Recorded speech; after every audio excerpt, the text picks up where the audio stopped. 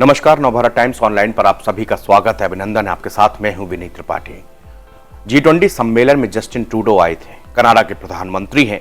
उनका यहां पर जिस तरह से एक प्रोटोकॉल के तहत स्वागत किया गया, लेकिन विदेशी मीडिया या खास करके कनाडा की मीडिया ने उनका खूब मखौल उड़ाया था। कनाडा की मीडिया ने कहा था कि जिस तरह से बाकी देशों के राष्ट्राध्यक्षों को भारत में सम्मान मिला, वो शायद जस्टिन ट्रूडो खो चुके हैं। कनाडा के जो विपक्षी नेता हैं, उन्होंने भी कनाडा को पार्लियामेंट में ही तमाम बातें ऐसी सुनाई और अखबार की प्रतियां भी दिखाई, जिसमें वो ऐसे ऐसे आर्टिकल छपे थे जिसमें लग रहा था कि कनाडा के प्रधानमंत्री जस्टिन ट्रूडो को भारत में वो सम्मान नहीं मिला जो बाकी राजनेताओं को, राष्ट्राध्यक्षों को मिला। हालांकि ऐसा बिल्कुल नहीं था। भारत ने बिल्कुल उसी प्रोटोकॉल से, जिस तरह की बाकी सारे देशों के राष्ट्राध्यक्षों को यहां पर सम्मान दिया गया, वही सम्मान जस्टिन ट्रूडो को भी दिया गया।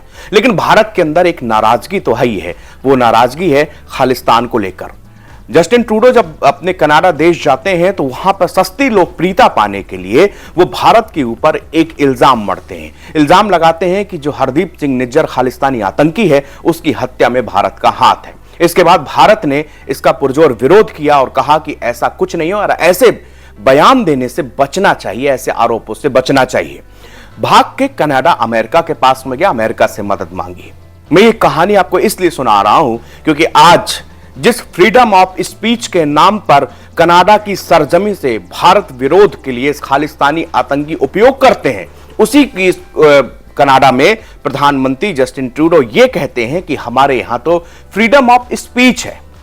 वहां पर यह कहा जाता है कि हम इस अभिव्यक्ति की आजादी है, तो अभिव्यक्ति की आजादी के एक कोई सूत्र या परिभाषा कोई ऐसा हो जो ये तय कर सके कि क्या किसी देश के टुकड़े टुकड़े करने के जैसे नारे, किसी देश को खालिस्तान बना देने जैसे नारे ट्रूडो को समझना चाहिए ये किसी अभिव्यक्ति का हिस्सा नहीं हो सकते।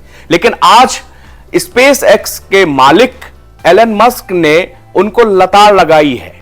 उन्होंने कहा है कि कनाडा के अंदर जिस तरह से नियम पारित किए जा रहे हैं, वो नियम जो कि ट्विटर और सोशल मीडिया को लेकर हैं, वो उसमें आप इस तरह करके कनाडा के फ्रीडम ऑफ स्पीच पर आप बैन लगा रहे हैं। यह एक बड़ी लताड़ है। स्पेसएक्स के मालिक एलन मस्क ने कनाडा के प्रधानमंत्री जस्टिन ट्रूडो को यह साफ साफ तौर पर कहा है कि आप जो है फ्रीडम ऑफ स्पीच पर रोक लगा रहे हैं। तो अब ट्रूडो ये बताएं कि जरा जिस भारत को वो ब्लेम कर रहे थे, जिस संसद के अंदर हरदीप सिंह निज्जर की हत्या के मामले में भारत पर आरोप मढ़ रहे थे, जब वही के वहां उसी देश के कनाडा के विपक्षी नेताओं ने उनसे कहा कि भाई आप सबूत तो दीजिए, सबूत पेश करिए, वो सबूत नहीं दिखा पाए। मीडियम ने उनसे जवाब मांगा कि आप इतना गंभीर आरोप किसी दूसरे देश पर लगा रहे हैं तो आपके पास कोई ठोस सबूत तो होने चाहिए। लेकिन ट्रूडो जो है कहते रह गए कि मेरे पास ठोस सबूत है, लेकिन वो दिखा नहीं पाए। इसके लिए वो फाइव आइज अलायंस के पास भी गए, जो कि 5 देशों का एक खुफिया एजेंसियों का एक गठबंधन है। उसमें अमेरिका, ब्रिटेन, न्यूजीलैंड, ऑस्ट्रेलिया शामिल हैं। उनके पास में जाके ट्रूडो हाथ पैर जोड़ने लगे। उन्होंने कहा कि अब इसकी जांच जो है इन 5 आइज अलायंस को करनी चाहिए। 5 आइज अलायंस की तरफ से एक छोटा सा बयान, वो भी नपा तुला, जिसमें से भारत को भी खराब ना लगे, कनाडा का भी बात बन जाए, इस अंदाज पे उन्होंने बयान दिया। उन्होंने कहा इस जांच में भारत को सहयोग करना चाहिए। अमेरिका भी यही लाइन पे चला। लेकिन अमेरिका जब हमारे 2 दिन पहले जयशंकर विदेश मंत्री पहुंचते तो वहां पर उनका भव्य स्वागत किया जाता है। उन्होंने वहां पर जाकर एंटनी ब्लिंकन से भी मुलाकात की, कनाडा मसले पर भी बातचीत हुई। कनाडा मसले पर अब अमेरिका ये समझ चुका है कनाडा किस तरह का माइंड गेम खेलना चाहता है। जस्टिन ट्रूडो सिर्फ और सिर्फ अपनी एक सस्ती लोकप्रियता या कहें कि होने वाले चुनावों के लिए, वो सिख वोट बैंक के लिए ऐसा कर रहे हैं। कनाडा में आप जानते हैं कि वहां पर आज से 3 से 4% सिख पॉपुलेशन है। कई ऐसे प्रांत हैं जहां पर वो निर्णायक वोट बैंक है। उन जस्टिन ट्रूडो की गाड़ी अभी तक उन्हीं के भरोसे चल रही है। जस्टिन ट्रूडो की गाड़ी जिनके भरोसे चल रही है, जिनके सांसद जस्टिन ट्रूडो की पार्टी को समर्थन दिए हुए, वो भी कट्टर खालिस्तानी समर्थक हैं। तो जस्टिन ट्रूडो की तो ये मजबूरी है कि वो खालिस्तानियों का साथ देते रहेंगे। लेकिन आज जब एलन मस्क ने उनको लताड़ लगाई और बताया कि इस तरह के जो नियम आप बना रहे हैं, ये फ्रीडम ऑफ स्पीच पर बैन है, तो अब जिस freedom of speech, freedom of expression का आप दुहाई दे रहे थे अब तक, आखिरकार अब आप अपने स्वयं के देश में घिर चुके हैं। वहां की विपक्षी नेताओं ने ट्रूडो को पूरी तरह से घेर रखा है। उनकी लोकप्रियता बिल्कुल निचले पायदान पे आ चुकी है। अगर आज चुनाव हो जाए तो ट्रूडो जो है अपनी सीट नहीं बचा पाएंगे। यह हालत है।